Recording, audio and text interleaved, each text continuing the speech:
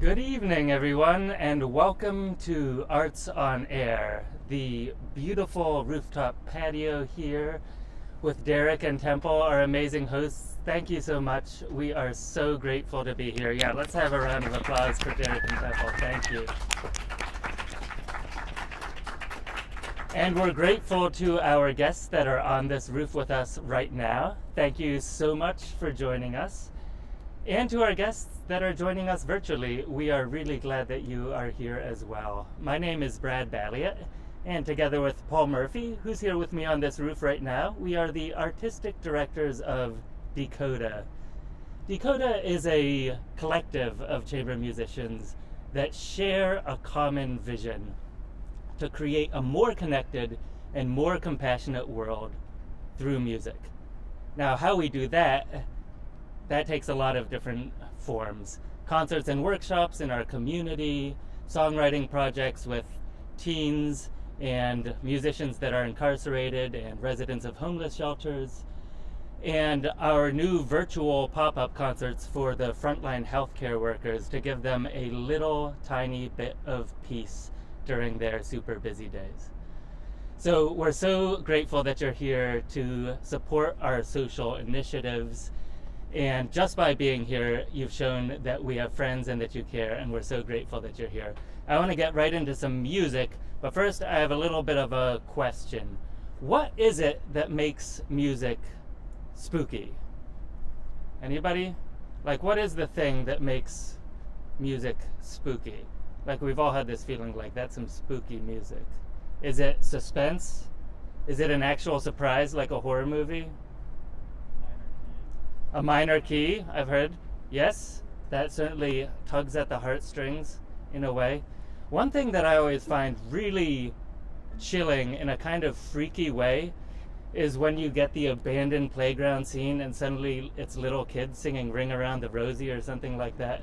It's that simplicity can be really chilling. And with that in mind, I would like to turn it over to my friends Adelya, Michael, and Nate to play the theme from Candyman by Philip Glass.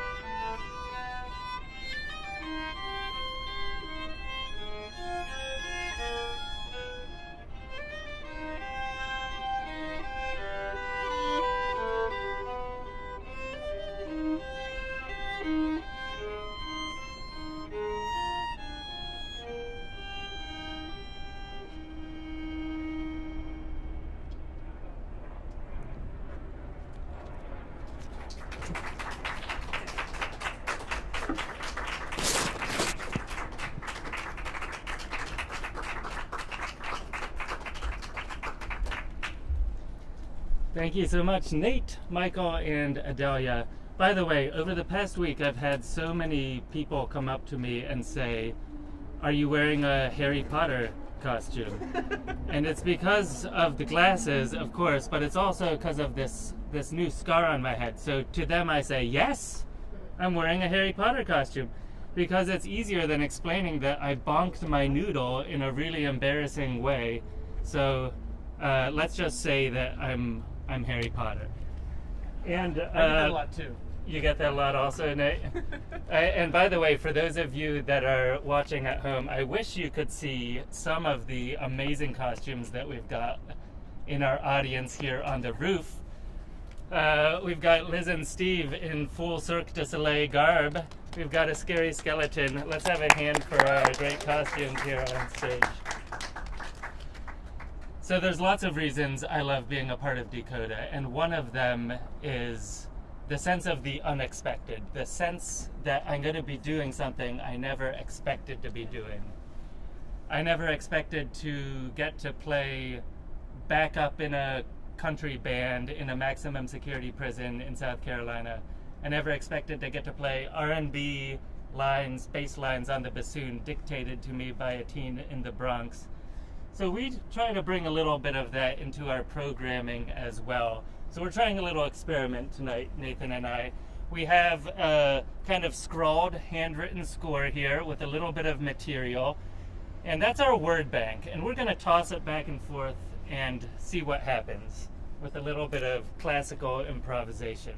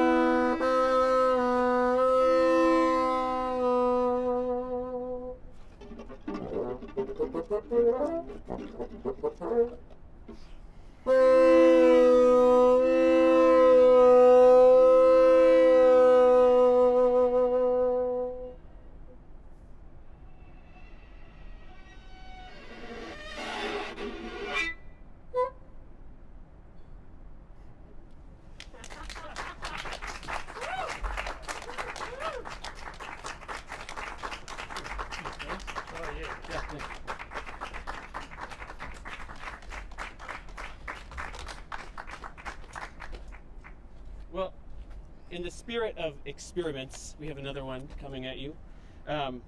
This one's a little less choreographed because it's just me playing, but I promise you it won't be the worst viola solo you've ever heard.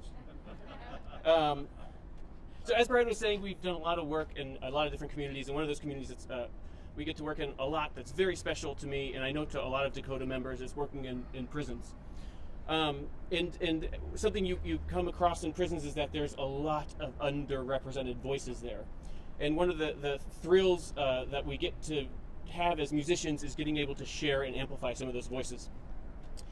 And the piece that I'm going to play for you is actually a world premiere, a solo version. I've kind of been working on it for a long time in a lot of different versions, and this is the first time I'll be trying it by myself on viola. Ideally, it would be have a video go along with it of spoken word, of basically a poetry read by a good friend of mine who's been released just a few years ago from Sing Sing Correctional Facility. And it's poetry of his best friend that has been transferred actually to Coxsackie Prison, upstate New York, who is still incarcerated, and wrote this poem while he was incarcerated during the beginning of the COVID epidemic, and it's titled "Today I Feel Like Crying." And I'm not going to read the whole poem for you, but what I will tell you is that every note I play is essentially mimicking what the voice says. And there's a few things that keep coming back, like the opening line is, "Today I felt like crying."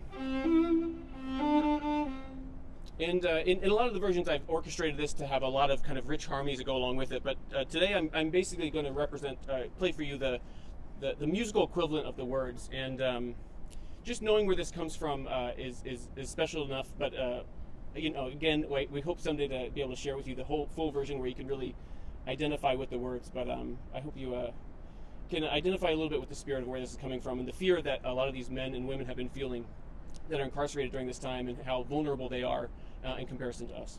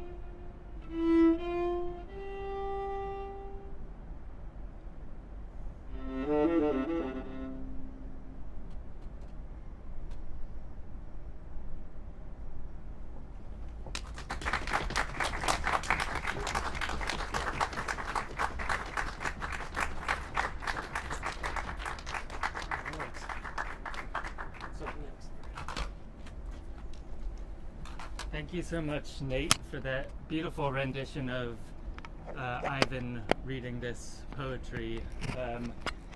I've heard this poem, and he is a friend of mine as well, and we'll find a way to share this video of Nate playing along with this beautiful poetry.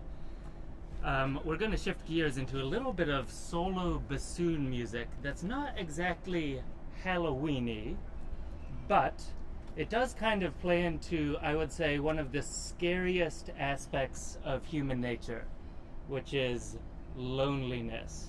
Now, I don't want to get too heavy here, but it is a little bit of a scary thing to be lonely, and it's a scary thing as a wind player, especially a bassoonist, not your typical solo instrument, to stand in front of an audience and play a little bit of solo music.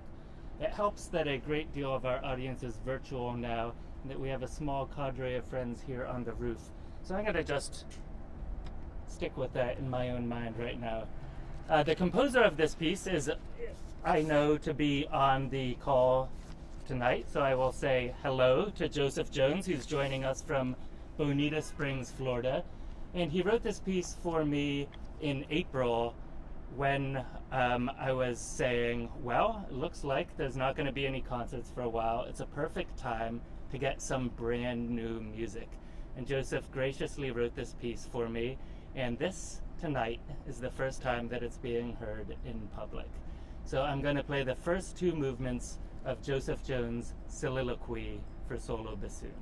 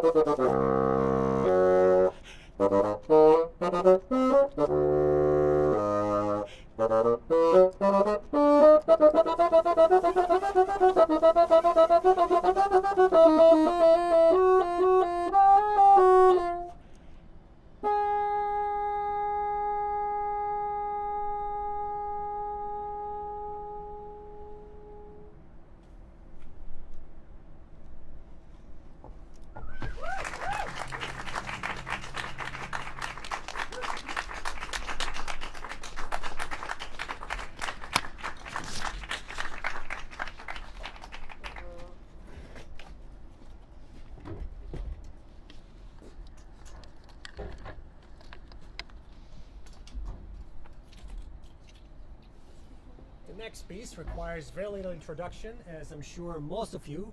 Oh, now you can hear me. The next piece requires very little introduction, as I'm sure most of you have heard it more times than you can count. It is a piece so strongly associated with Halloween that a simple Google search on Halloween music, scariest piece of music, or even Dracula music, you'll find this piece very close to the top. I'm talking, of course, about J.S. Bach's Toccata and Fugue and D minor. Can you see us? It's all right. Originally for organ, tonight played on violin and cello. We actually know very little about this piece, considering how famous it is, and Bach developed a reputation in his life as much more of an organist than as a composer, and he left dozens of works to show for it. But this piece is rather strange and unusual for him, which led many scholars to come up with all sorts of theories to explain it, ranging from it was written by a very young 18-year-old Bach who was more adventurous and perhaps less concerned with structure, to it was written by somebody else and was falsely attributed to Bach, and even that it was originally written for solo violin and not organ. It's definitely played on violin tonight. On a more personal note, for at least the past 18 years, Bach has been my favorite composer, and it's actually been his organ music that led me to being such a huge fan. So to be able to play one of his pieces for organ for the first time is really a unique experience, which I'm really happy to share with you. So this is Bach's Toccata and Fugue in D minor, arranged for violin and cello.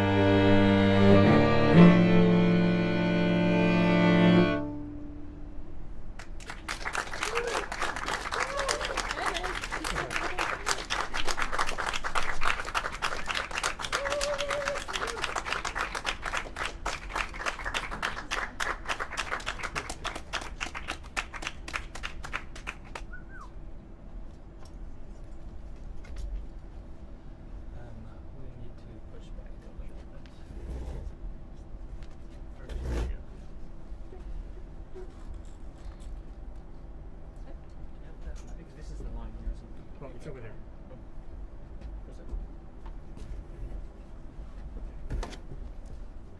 All right, it's Halloween. It's a party out here. Who's ready for a game? Yeah? Let's play a game. Let's play a little trivia. Let's play a little Halloween spooky music trivia. Halloween autumn horror movie spooky music trivia. Yeah, that's a good title. Let's go with that one.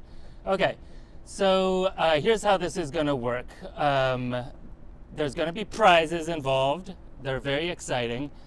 And you're going to hear a little tiny snippet of a theme from a famous sort of seasonally appropriate movie, TV show, something like that. And I'm going to be looking for a hand. But here's the trick. You cannot put your hand up until there is total silence from the musicians. Hand up before the piece is over, automatic disqualification. Everybody clear? Okay, good. And you at home in the live stream world can play as well. If you have a way to live comment on the video, we will be looking at the people that respond first. And I have my co-artistic director, Paul, here is going to be relaying that information to me. Now, the prize is going to be a ringtone for your cell phone, an original Decoda ringtone. You'll have a menu of options that you can choose from. And if you need to get in touch with us and don't, for instance, want to put your email up on a comment on a video, you can send your information to me, brad@decodamusic.org, and I'll remind you of that again. Okay, are we ready for the first round of trivia? Players, if you will.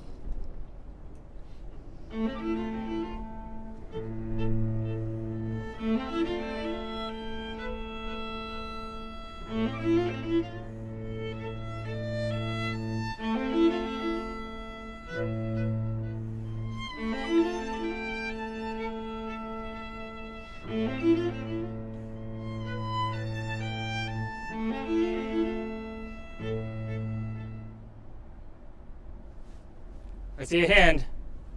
Yes, you. X-Files. Got it right out of the gate. Excellent job. You can see Milad or Paul after the concert and claim your prize. All right. We've still got a couple more to go. Plenty of opportunities for everyone. Let's hear example number 2.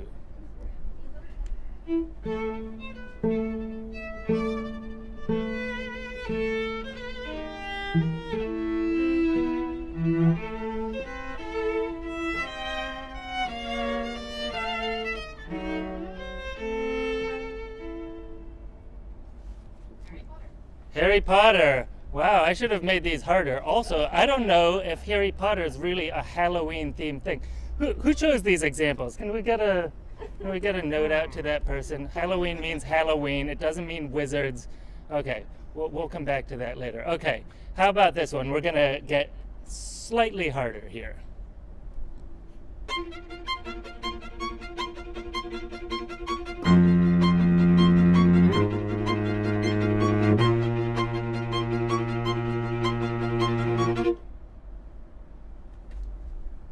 I think I saw a hand from that corner, possibly from Decoda board member Craig Laurie. Craig, do you know this one?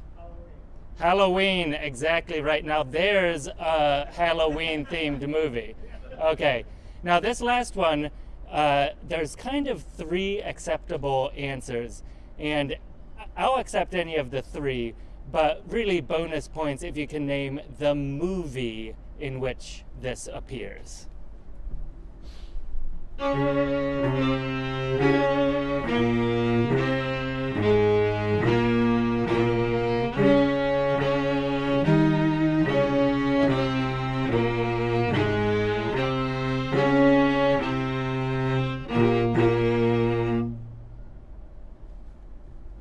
Yes, Gail. Dies Irae. That is one of the 3 acceptable answers. You may claim your prize. Let's keep those acceptable answers coming. Anyone? How are we doing on the live stream, Paul? We're doing great. We've had several winners for previous questions, but no response yet. No response yet. Excellent guess, excellent guess. It is a very Tim Burton-ish thing to do. But Tim Burton, I think, would write original music instead of stealing the dies irae. I see a guess over here. The Exorcist? Is that right? No. No. No. Not yet. Very close. Very close. I don't know this movie. I've never seen it, but it's The Shining. Stanley Kubrick, well known for taking famous classical pieces, and the version of the dies irae Stanley Kubrick uses is from Berlioz's Symphonie Fantastique, which was the third acceptable answer. Yes, Paul. Joseph Jones got it right before Joseph Jones got it. Congratulations, Joseph. And Toy Story 3. Wow. It's also in Toy Story 3? Another Halloween theme. Wow, another great Halloween movie. Excellent. Well, congratulations to you all.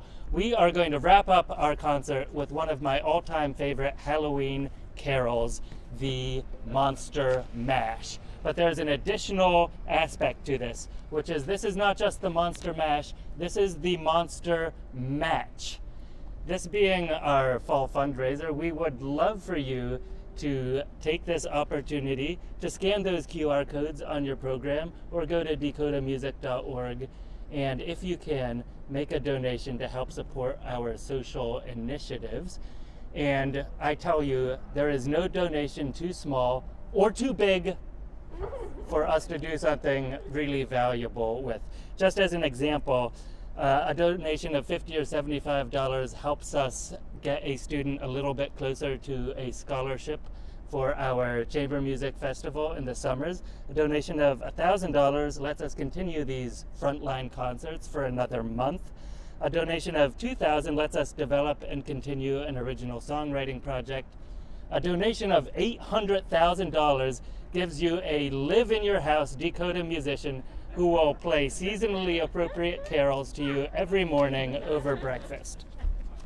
And now, my friends, I believe I need a sheet of paper off of this stand to help me with what I'm about to do. And I should say that during the Monster Match, and only during the Monster Match, all donations will be matched by a donor who has signed on to match every donation that happens during this song. My friends,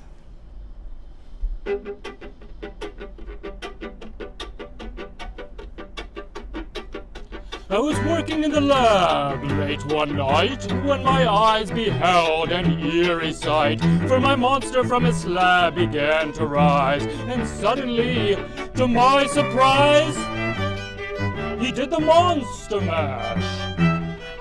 It was a graveyard smash. It caught on in a flash.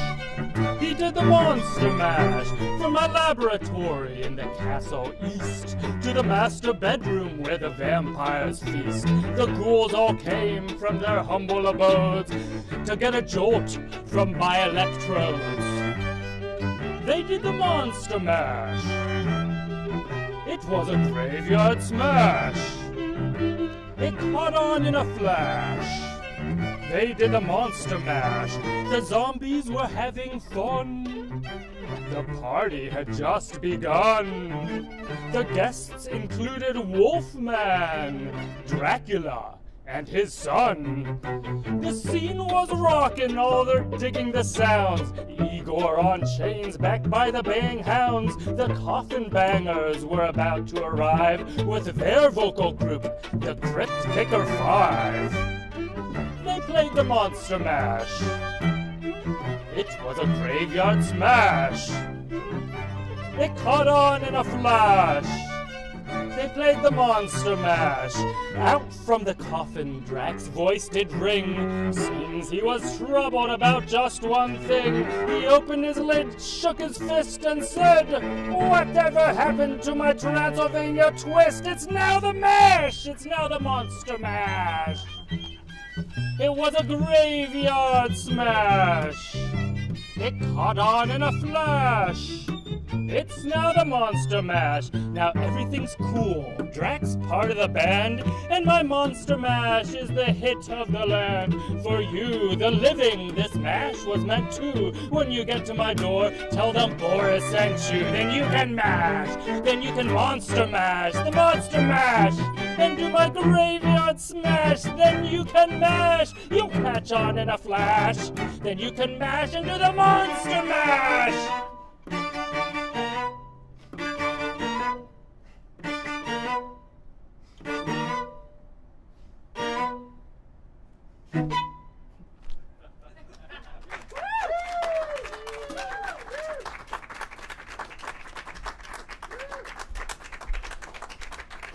Thank you so much.